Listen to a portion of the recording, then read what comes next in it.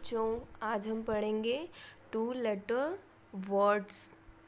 A T at, A N, A S, A T at, B E be, W E we, H E he, M E me, I T it, I F if, I S is, I N in,